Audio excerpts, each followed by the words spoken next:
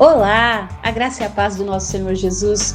Meu nome é Gisele Melocro Borelli, estou pastora na IPI de Araraquara e esse podcast que chega até você é a gravação das nossas aulas de escola bíblica, que acontecem todas as quintas-feiras, 7h30 da noite, no nosso templo.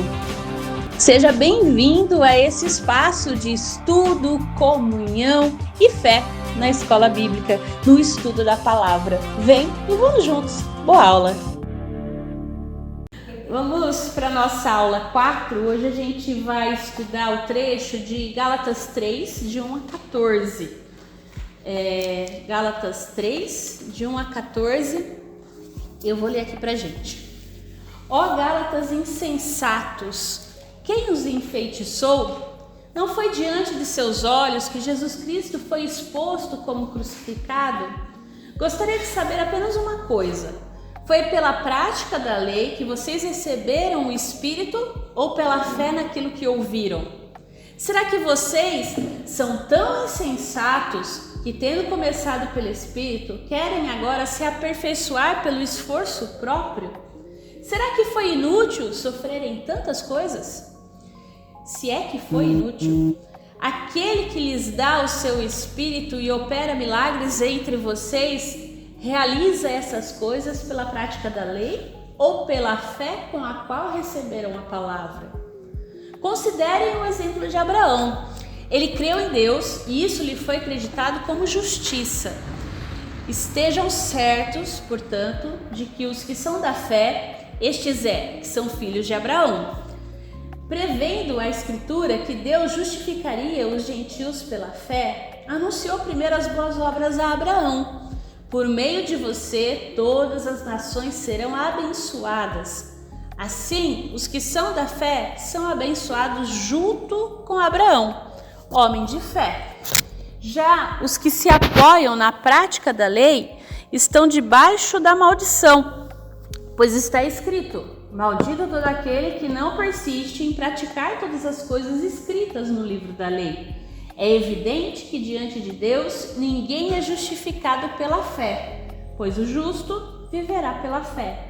A lei não é baseada na fé, ao contrário, quem pratica essas coisas, por elas viverá.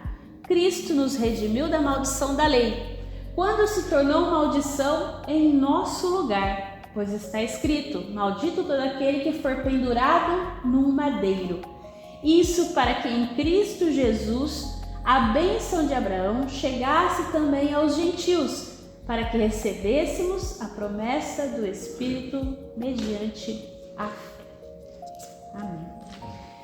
Bom, o nosso objetivo aí, é saber reafirmar o ensino acerca da justificação pela fé somente, que a gente vai bater muito nisso, que é o que ele está batendo na carta, né? Então, é sentir aí a consciência do valor da fé para a salvação e das obras para a santificação e agir, né? Que é ter uma nova postura de confiança em Deus e dependência dele, por saber que toda a obra da justificação está nele e não em nós.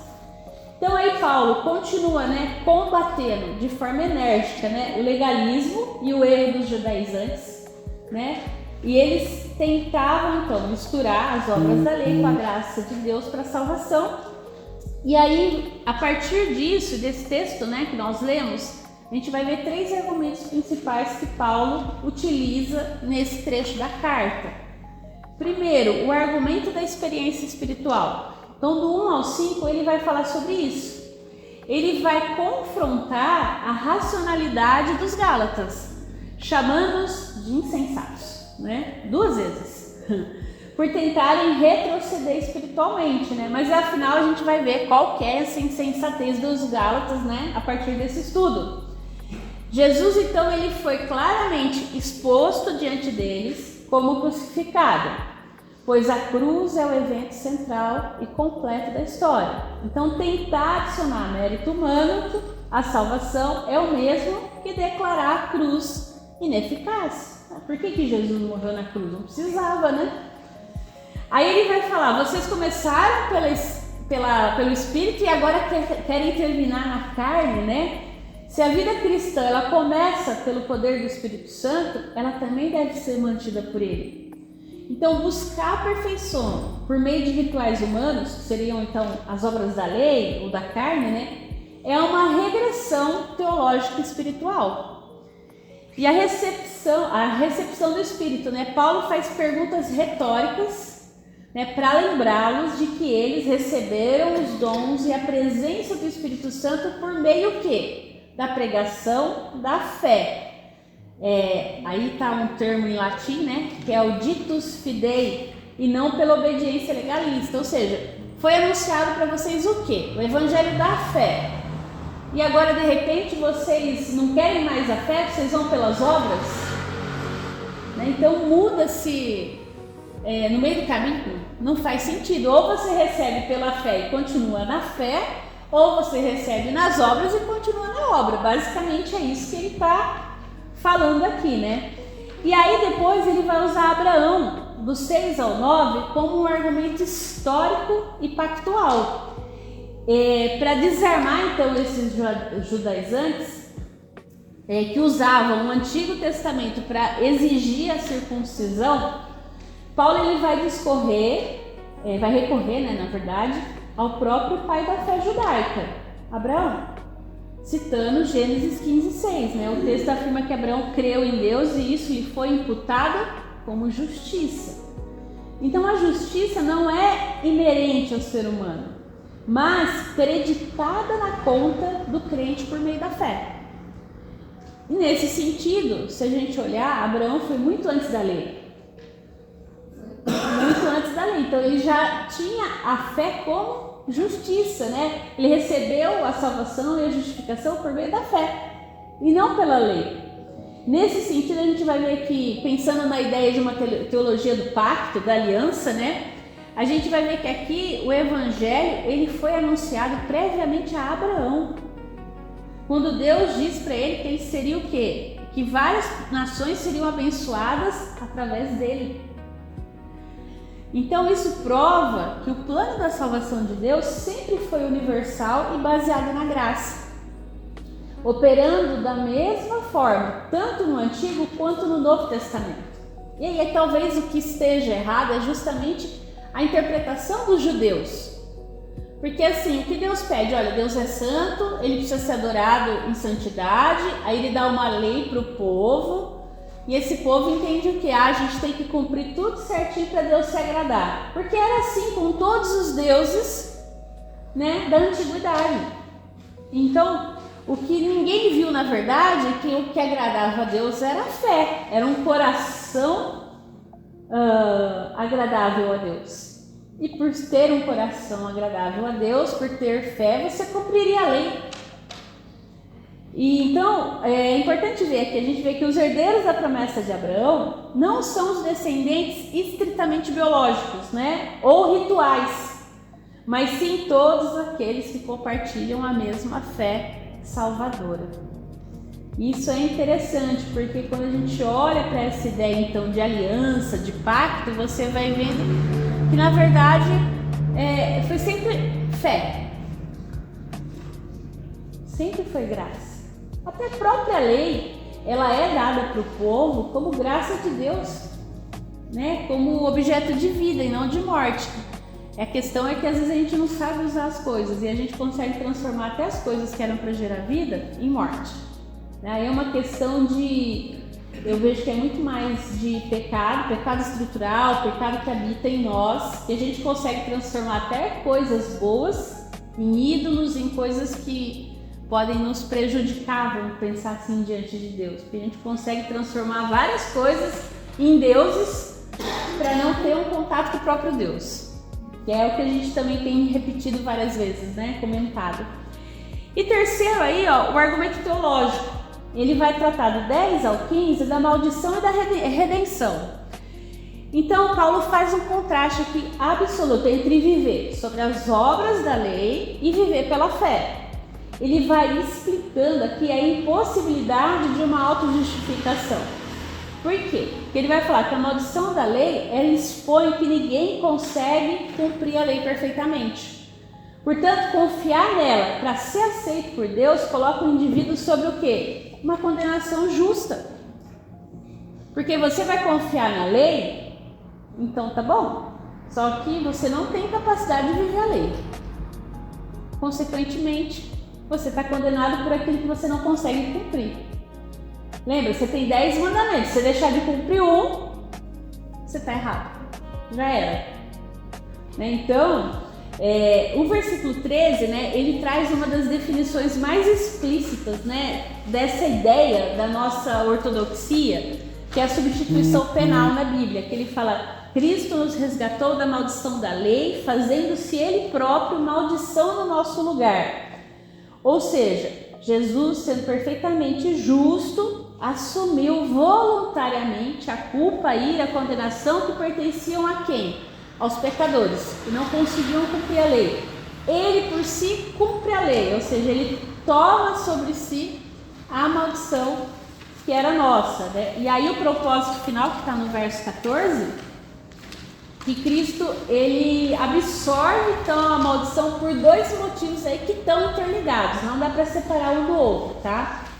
Primeiro, para que a bênção de Abraão, ou seja, a salvação, chegasse aos gentios e para que todos recebessem o Espírito prometido unicamente mediante a fé. Não dá para separar a salvação e a bênção do Espírito, né, de viver no Espírito. A partir disso, vamos pensar, né? Então, qual é a insensatez dos Gálatas, né? Essa insensatez ou estupidez espiritual não era uma falta de inteligência intelectual, tá? Mas sim um erro teológico espiritual, é a interpretação. Os Gálatas, eles experimentaram a salvação, eles experimentaram o poder do Espírito Santo pela fé. Então, a insensatez deles foi acreditar que para atingir a maturidade, a perfeição cristã, eles precisavam o quê? Recorrer aos rituais humanos e ao legalismo, como a circuncisão, as leis dietéticas, o que é um absurdo lógico, né? Então, tentar sustentar com esforço humano pecaminoso aquilo que só o próprio Deus pôde iniciar, não faz sentido.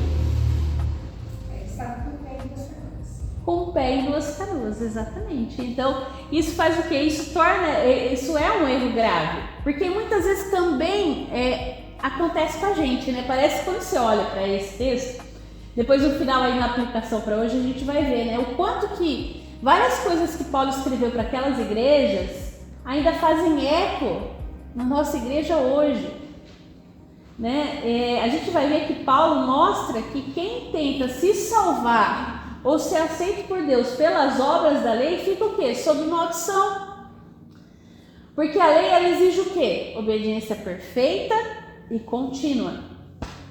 E a insensatez dos Gálatas foi abandonar o descanso da graça de Deus, de Cristo, né? Que já havia cancelado essa maldição na cruz, para voltar voluntariamente para um sistema de cobrança que era implacável e que eles jamais conseguiriam cumprir. É estupidez. E ao dar ouvidos aos falsos mestres, né, então esses judaizantes, e tentar adicionar os seus próprios méritos à salvação, o que eles estavam fazendo na prática? Eles estavam dizendo que o sacrifício de Cristo não tinha sido bastante.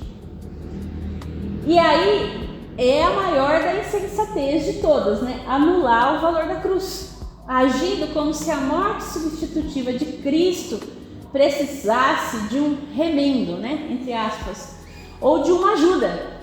A gente precisa ajudar Deus, porque afinal, né, não foi tudo isso. Como nada mudou, vamos pensar nas aplicações para hoje. Eu coloquei 4 aplicações, eu não coloquei aí na folha de vocês, depois a gente vai fazer algumas reflexões. Sabe aquelas perguntas que é para a gente pensar depois? Mas vamos olhar para as aplicações para hoje. Primeiro, né, a gente já falou sobre isso a aula passada, que é a rejeição ao neolegalismo, né? Que é a igreja contemporânea frequentemente caindo no erro dos Gálatas, que é o quê? Criar regras humanas, performance eclesiástica, como termômetro de aceitação diante de Deus. Então o crente ele é aceito com base o quê? Nos méritos de Cristo, não nos nossos. Não adianta a gente cria critério, infelizmente. Ah, que ele é um bom crente, mas por que ele é um bom crente? Por isso, isso e aquilo. né? Mas não é o mérito dele, não, é o de Cristo. Segundo aí, a síndrome do merecimento diário. Essa pega a gente sem a gente perceber. Muitos cristãos começam a vida com Cristo pela fé. Tem um encontro com Cristo, né? Tem todo o desvelar do Espírito Santo que tira as amarras, que faz a gente enxergar o nosso pecado, né? Mas depois de um tempo, começa a pensar assim, hoje eu orei, eu li a Bíblia, então Deus vai me abençoar.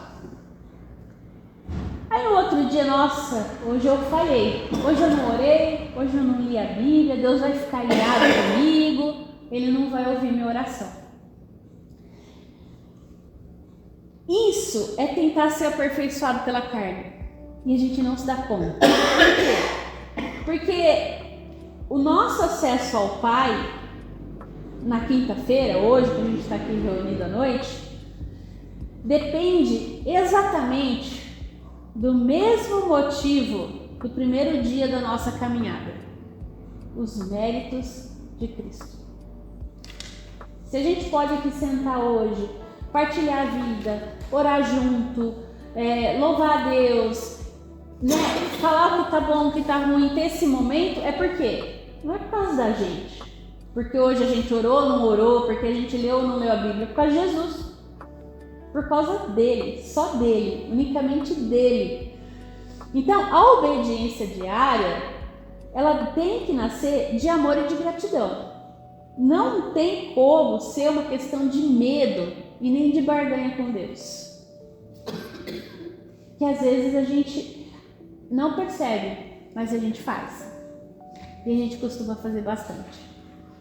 Senhor, mas tá tudo bem, ó, tô andando certinho, não olhei nem pro lado hoje. Tá abençoada a semana. Aí, de repente, aconteceu alguma coisa, deu errado, você xingou lá seu vizinho, eu tô em pecado. Pensou se dependesse disso? Como que a gente estava enrolado? Mas às vezes a gente, mesmo como presbiterianos, tendo um pouco mais essa consciência, a gente se esquece disso. E a gente fica assim, pensando nessa coisa do merecimento. Porque é um pouco que o mundo coloca pra gente, né? Então a gente acaba deixando a cultura do mundo moldar a nossa fé. E a gente precisa lembrar que a nossa fé é moldada pela palavra de Deus, que diz pra gente, é pelo que Cristo fez, não é pelo que você fez. Então louvado seja Deus por isso. Porque se dependesse de nós, coitados de nós. Outra coisa aí, que também é bastante, a gente já comentou também na aula passada, não necessariamente com essas palavras, mas bem parecido, que é o ativismo religioso como anestesia da culpa. É substituir o arrependimento sincero e o descanso na graça por uma agenda lotada de ministérios, de doações, de cargos eclesiásticos, na esperança de limpar a nossa barra com Deus, né? Cristo já se fez maldição no nosso lugar. Então, nenhuma quantidade de trabalho ministerial pode pagar pelo pecado ou aumentar o amor de Deus por nós.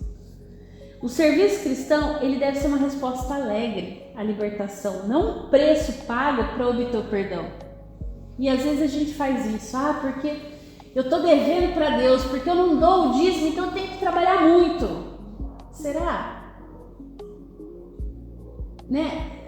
Assim, às vezes a gente vive uma lógica assim que anestesia a nossa culpa, mas que não faz sentido. Porque a gente acha que são as coisas que a gente faz, no fundo, que vão salvar a gente de alguma coisa. Que vão dar o crédito na nossa conta ou vão debitar da nossa conta, né? Essa ideia assim mais matemática, jurídica da coisa, né? E é importante pensar, o que eu faço? Eu faço por quê? Eu faço para honra e glória do Senhor, com alegria, com gratidão, ou porque, eu tenho que fazer, né? Aí vira um fardo. E aí é importante pensar que no reino de Deus, se a gente é filho, a gente vai fazer com alegria. Se a gente estiver fazendo por obrigação e por fardo, a gente é empregado. E Deus não tem empregado, Ele tem filho.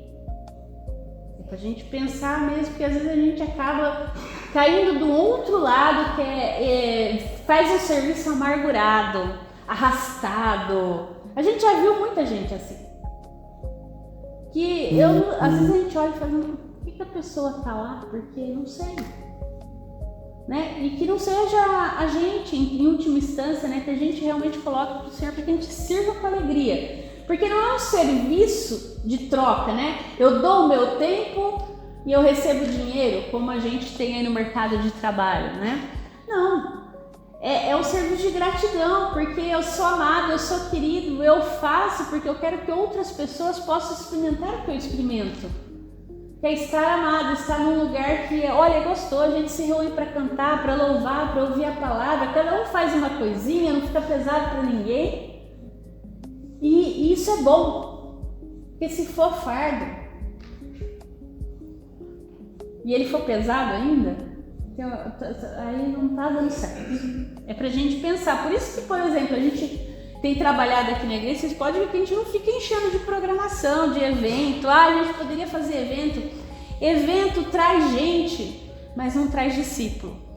O que a gente precisa é o quê? De gente que é discípulo de Jesus, que vai aprendendo do dia a dia a palavra, que vai caminhando junto, que vai estudando a Bíblia junto. Né? Então, não adianta a gente encher de evento, encher de coisa para fazer, sendo que assim, vão ser sempre os mesmos que vão fazer. E aí esses mesmos vão ficar sobrecarregados, e aí chega uma hora que você não está mais dando louvor. Você está xingando porque você não tem tempo para mais nada. Nem para adorar a Deus de verdade, né? Então, e por último aí, o evangelho do dia a dia. O evangelho não é apenas a porta de entrada para a vida cristã. Ele é o combustível para toda a nossa caminhada de santificação. O cristão, ele não amadurece abandonando a graça e confiando no seu próprio esforço moral, mas o quê? Aprofundando-se na dependência do Espírito Santo. Tem um livro da T.T. Warren que chama Liturgia do Ordinário, e ela fala assim que todos os dias a gente precisa acordar, olhar no espelho e lembrar que a gente é filho de Deus e batizado, e a gente precisa viver como batizado. E ela é anglicana, né? E ela fala, na minha tradição, a gente tem o hábito de deixar uma bacia com água na entrada da comunidade, da igreja, para lembrar do batismo. E às vezes o pessoal tem o costume, lembra um pouco os católicos, né, de passar água e fazer o sinal da cruz, ou então pôr água no peito, que é aquela ideia de lembrar da água do batismo. E eu acho isso muito bonito, né? Eu acho que é importante a gente, às vezes de manhã acordar, jogar aquela água no rosto para acordar e lembrar da água do nosso batismo e viver o dia. Não, eu sou batizado, mas não porque eu fiz alguma coisa de bom, mas porque Cristo já fez. Né? E lembrar a gente pregar o evangelho pra gente toda manhã, né? Eu sou salvo pela cruz. Senhor, eu quero fazer o melhor hoje. Mas se eu errar, me perdoe. E depois, no final do dia, se a gente tiver a oportunidade, ter essa experiência com Deus de novo, falar, errei nisso, errei naquilo, obrigada porque tal coisa. Né? Porque às vezes a gente vive a semana como se Deus não existisse. Né? E a gente se esquece de conversar com Deus. E conversar, às vezes a gente pensa que é só aquela oração de 1 hora, né? Se eu não fizer 1 hora de oração, Deus não vai me ouvir. Às vezes é oração simples, rápida, do cotidiano, que a gente falaria às vezes com alguma pessoa no WhatsApp, aquela mensagenzinha rápida, né? E falar mais com Deus, conversar mesmo com Deus, né? Viver esse evangelho no dia a dia. E aí eu preparei pra gente aqui umas perguntas. Essas perguntas eu não consegui imprimir para trazer, mas depois eu vou pôr no grupo, tá escrito. São 6 perguntas.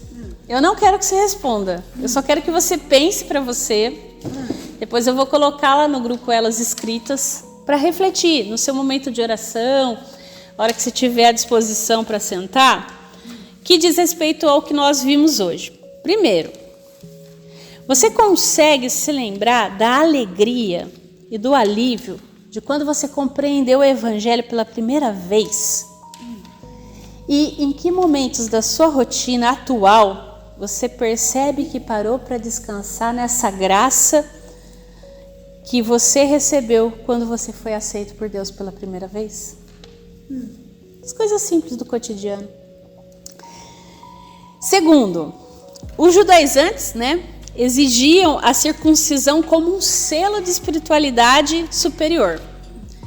Na nossa igreja, na atual cultura cristã que a gente vive, quais são as regras, costumes ou comportamentos que nós, inconscientemente, exigimos das pessoas para considerá-las bons cristãos?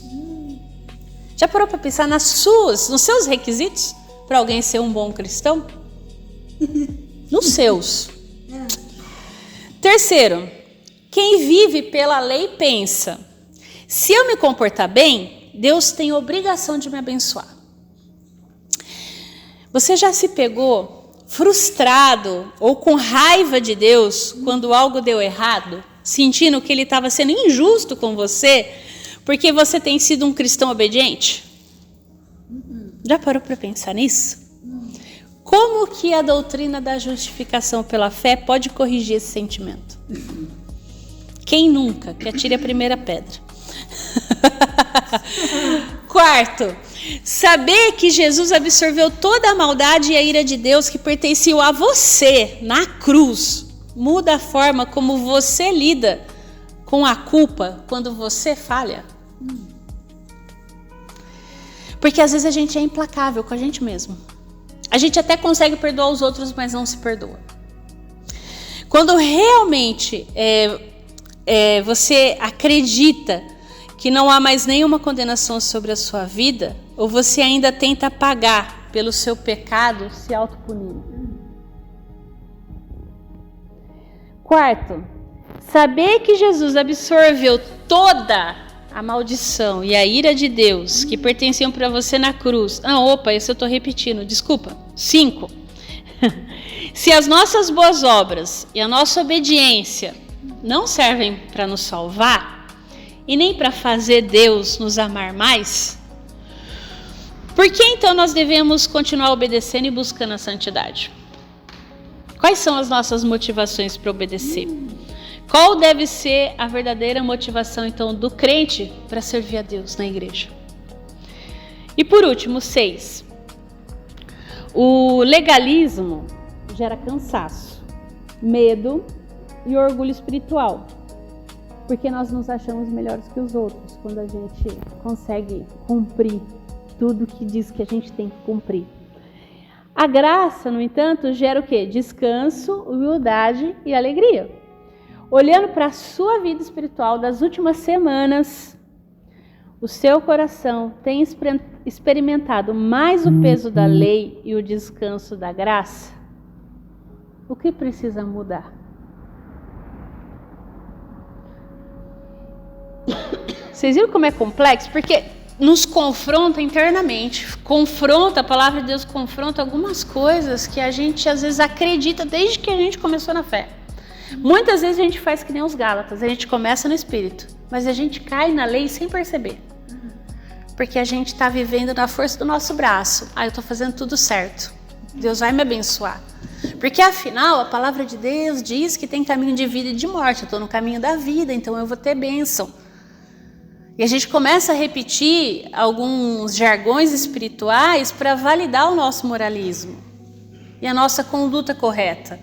E aqui eu não estou falando que você não deva viver uma vida correta, mas por que eu estou vivendo essa vida correta? É muito profundo. Então eu vou deixar vocês com essas pulgas atrás da orelha. Eu vou postar essas perguntas no grupo, porque aí é melhor, pra gente. Eu sei que elas são bastante complexas, mas eu vou deixar elas escritas. Porque é para a gente refletir no nosso momento de oração, que a gente possa pensar bastante, para que a gente não seja insensato como os Gálatas. Amém? Que bom que você nos acompanhou até o final dessa aula. Você ouviu a Escola Bíblica da Igreja Presbiteriana Independente de Araraquara e eu quero convidá-lo a nos fazer uma visita. O nosso culto é aos domingos, às 9 horas da manhã, na Rua Rui Barbosa, 10.074, na Vila Xavier. Que Deus te abençoe e te guarde. Até a próxima!